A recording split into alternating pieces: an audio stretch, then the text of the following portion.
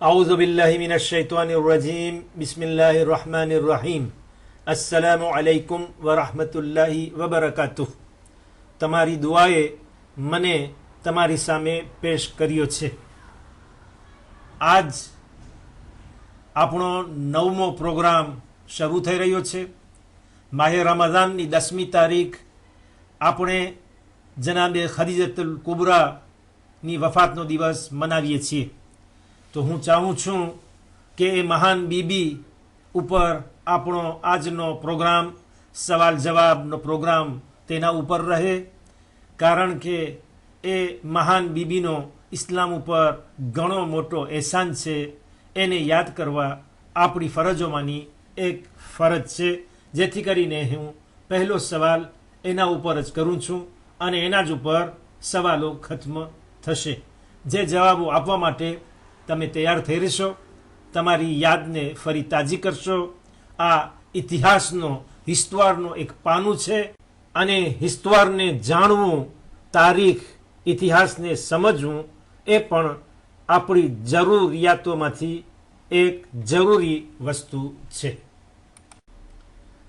પહેલો સવાલ મોત ઉપર થઈ રહ્યો છે, કારણ કે જનાબે ખદીજા અલ કુબરાની વફાતનો દિવસ છે. તો શરૂઆત તેમની વફાતથી આપણે કરીએ કે જનાબે ખદીજા અલ કુબરા જ્યારે વફાત કરી ગયા ત્યારે તેમની ઉંમર, તેમની વય કેટલા વર્ષની હતી? 72 વર્ષના હતા, 70 વર્ષના હતા યા 65 વર્ષના હતા જ્યારે તેઓ દુનિયાથી રહેલત કરી ગયા?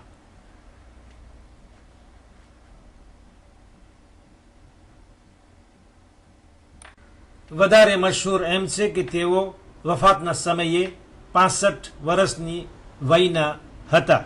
હવે જે વધારે મશહૂર છે એ જ ઉંમર તમારી સામે હું લાવ્યો છું. બીજો પ્રશ્ન એ થઈ રહ્યો છે કે હઝરત ખદીજા અલ કુબરા નો એક લકબ હતો, એક સ્યુરનો હતું, એક તિત્ર, ટાઇટલ હતું કે જેનાથી તેઓ બહુ જ મશહૂર હતા અને ઇતિહાસના પાનાઓમાં તે તિત્ર મળી આવે છે. આજે પણ તેમને એ તિત્રથી યાદ કરવામાં આવે છે. એ કયું લકબ છે એ તમે બતાવશો?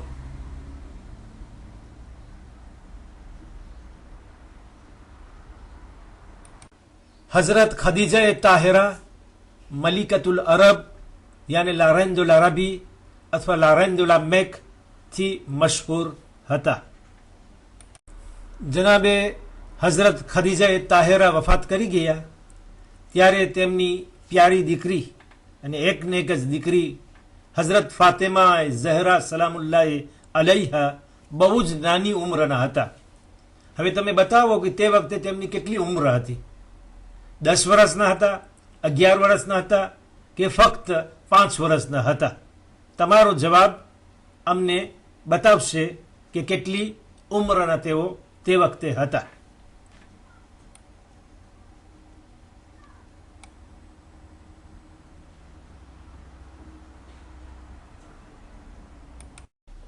હઝરત ફાતિમા ઝહરા સલામુલ્લાહ અલૈહા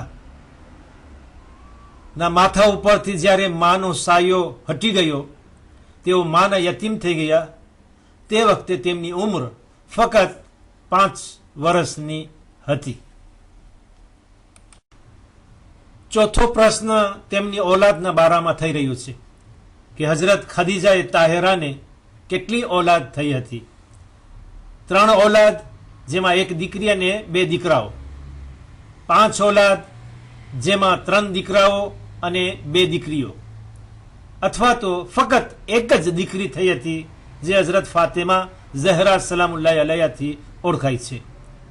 કયો જવાબ સાચો છે એ તમે અમને તારીખથી બતાવશો?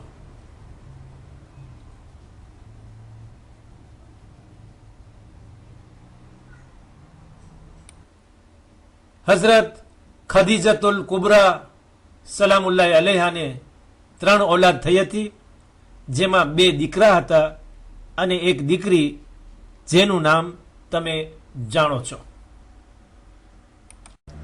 હવે 5મો પ્રશ્ન થઈ રહ્યો છે. એ આખરી પ્રશ્ન નથી. જનાબે ખદીજા અલ કુબરા અલૈહા સલામના બારામાં 5થી વધુ સવાલો જવાબોની અંદર આપણને ભાગ લેવાનો છે. તો 5મો સવાલ એ છે કે તેમના 2 દીકરાઓ હતા, જે પહેલા સવાલના જવાબની અંદર આવી ગયું. તો તેમના નામ બતાવશો. એ 2 દીકરાઓના નામ શું હતું? એ લોકોના નામ કિતાબોની અંદર ઇતિહાસમાં મળી આવે છે. કાસિમ અને અબ્દુલ્લા હતું, કાસિમ અને તાહિર હતું, યા અબ્દુલ્લા અને ઝોહેર હતું. આ 2 કરીને જે 3 નામ બતાવવામાં આવ્યા છે, એ કયો એમાં જવાબ સહી છે એ તમે ચૂંટીને અમને બતાવશો.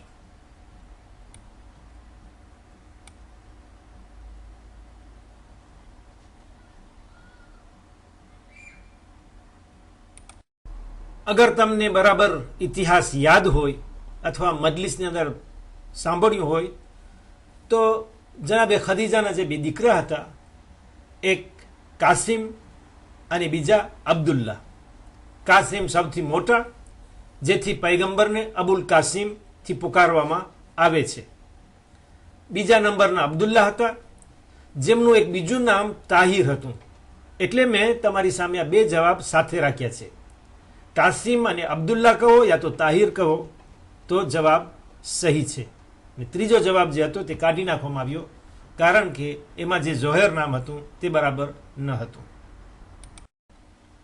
હઝરત ખદીજા સલામુલ્લાહ અલૈહાની શાદી થઈ હઝરત પૈગંબર ઇસ્લામ મોહમ્મદ મુસ્તફા સલ્લલ્લાહુ અલૈહિ વસલ્લમ સાથે. તો 6થો સવાલ તમને થઈ રહ્યો છે કે તેઓ પૈગંબરની સાથે કેટલા વર્ષ જીવ્યા હતા, એટલે શાદી પછી કેટલા વર્ષ બાદ તેઓ દુનિયાથી રહેલત કરી ગયા. એટલે 35 વર્ષ, 30 વર્ષ યા 25 વર્ષ શાદી પછી પૈગંબરના ઘરમાં તેઓ હયાત રહ્યા.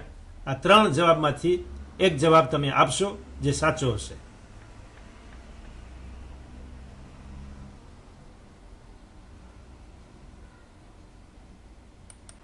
હઝરત ખદીજા તાહિરા હઝરત પૈગંબર ઇસ્લામ મોહમ્મદ મુસ્તફા સલ્લલ્લાહુ અલૈહિ વસલ્લમના 25 વર્ષ જિંદગીના સાથી રહ્યા.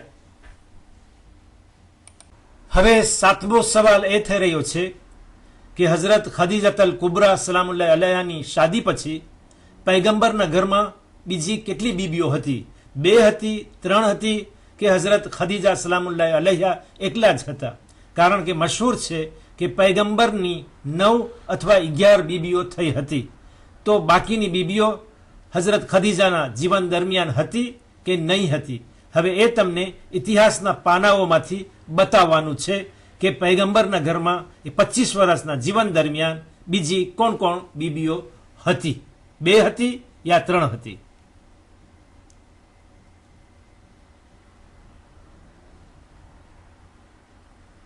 આ તો જનાબે ખદીજાતુલ કુબરાની ખૂબી છે.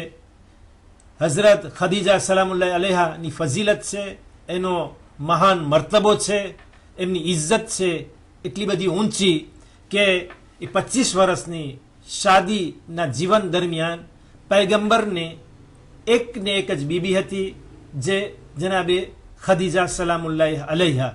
બાકીની જે બીજી બીબીઓ આવી છે એ મદીનામાં હતી, અને તે વખતે કે જ્યારે હઝરત ખદીજા સલામુલ્લાહ અલૈહા દુનિયામાં ન રહ્યા, તેમની વફાત પછીની બાકીની બીબીઓ છે. પરંતુ હઝરત ખદીજા તાહિરાના જીવન દરમિયાન પૈગંબરના ઘરમાં બીજી કે ત્રીજી બીબી હતી નહીં. હવે તમારી સમક્ષ 8મો સવાલ પેશ થઈ રહ્યો છે. એ છે કે કુરાન શરીફમાં હઝરત ખદીજા સલામુલ્લાહ અલૈહાના વખાણ થયા છે. બહુ જ એક ટૂંકી આયત છે.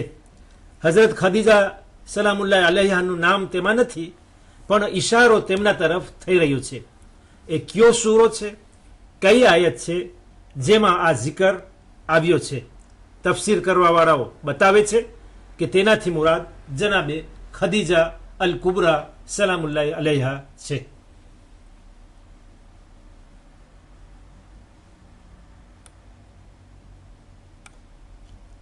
તમને વધુ તકલીફ ન આપતા તમને એક ચિયો આપું, તમારી મદદ કરું કે કુરાને શરીફનો જે 30મો સિપારો છે, આખરી સિપારો, એની અંદર આ સૂરો આવ્યો છે ને તેની અંદર આ આયત છે જેમાં જનાબે ખદીજા અત તાહેરા તરફ ઈશારો થઈ રહ્યો છે. હવે તલાશ કરવું, ગોતવું એ તમારું કામ છે, જવાબ આપો એ મારો કામ છે. તમને જવાબ મળી જાય એ પછી હું મારું કામ કરીશ.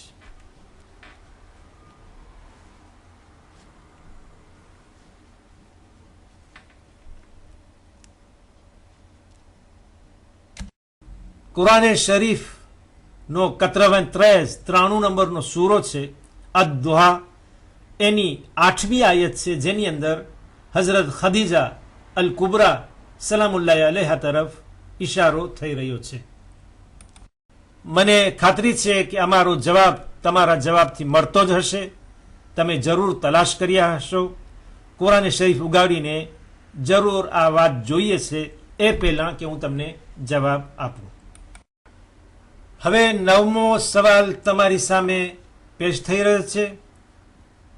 પ્રશ્ન એ છે કે જે વર્ષે હઝરત ખદીજા અલ કુબરા ઉમ્મુલ મોમિનીન વફાત કરી ગયા, એ જ વર્ષમાં એક બીજી મહાન હસ્તી પણ દુનિયાથી રહેલત કરી ગઈ, અને એ પણ કોઈ નહીં, હઝરત પૈગંબર સલ્લલ્લાહુ અલૈહિ વસલ્લમના કુટુંબમાંથી, ઘરમાંથી જ એ શખ્સિયત હતી. તો એ કોણ માણસ છે કે એ જ વર્ષમાં અને ટૂંક મુદ્દતની અંદરમાં, થોડાક અરસામાં, જ્યારે હઝરત ખદીજા સલામુલ્લાહ અલૈહા વફાત કરી જાય એની પહેલાં જ તેઓ દુનિયાથી વફાત કરી ગયા હતા?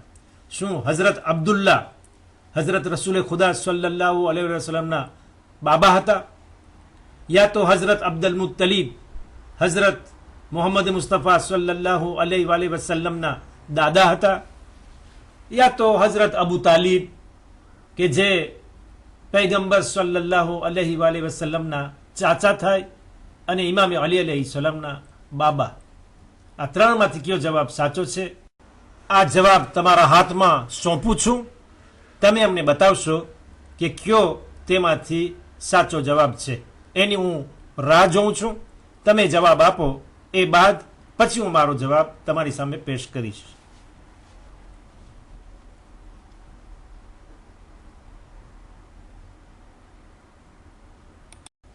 હઝરત અબુ તાલિબ અલૈહિસ્સલામ, જે હઝરત ઇમામ અલી અલૈહિસ્સલામના બાબા થાય અને પૈગંબરના ચાચા થાય, જે પૈગંબરની પરવરિશ કરી, એમની શાદી કરાવી, એમની હિફાજત કરી, એમની ઘણી મદદ કરી, તે આ જ સાલમાં વફાત કરી ગયા 26 રજબના, અને 1.5 મહિના પછી હઝરત ખદીજા અલ કુબરા દુનિયાથી રહેલત કરી ગયા, જે બે મહાન મોટી શખ્સિયત હતી જેનાથી પૈગંબરને બહુ જ આઘાત લાગ્યો હતો.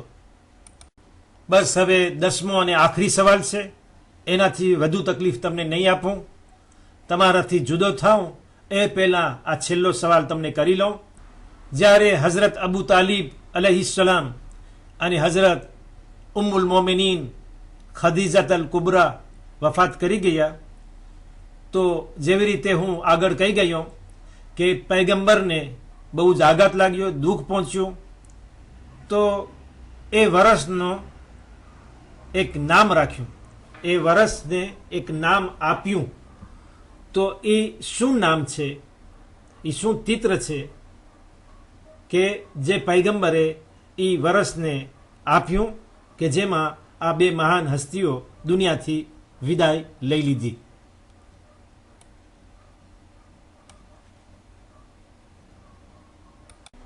વિચાર કરવાનો બહુ જ ઓછો ટાઈમ આપ્યો, કારણ કે મને ખાતરી છે કે હું તમને પૂછું એ પહેલાં જ જવાબ તમને મળી ગયો હશે. ખાસ કરીને મદ્રેસાના બચ્ચાઓ તો પારકર મોઢે તેને જાણે છે. એ વર્ષને, એ સાલને પૈગંબરે આમુલ હુઝન નામ આપ્યું, એટલે હુઝન આપનાર, દુઃખ આપનાર, મુસીબતનો વર્ષ, લાનેદુલા ત્રિસ્તેસ, જે જવાબ તમે સામે જોઈ રહ્યા છો. હું તમારાથી વિદાય થાવ એ પહેલાં અમે તમારો હાર્દિક આભાર માનીએ છીએ, અને આ માહે મુબારક રમઝાનમાં તમે તમારી દુઆની અંદર અમને ભૂલશો નહીં અને આય પણ દુઆ કરશો કે ઇન્શાલ્લાહ ફરી આપણે આ પ્રોગ્રામની અંદર મળીએ અને આનંદપૂર્વક સવાલો જવાબની અંદર ભાગ લઈએ. ત્યાં સુધી હું તમને ખુદા હાફિઝ કહું છું અને વાલેકુમ સલામ વરહમતુલ્લાહિ વબરકાતુહ.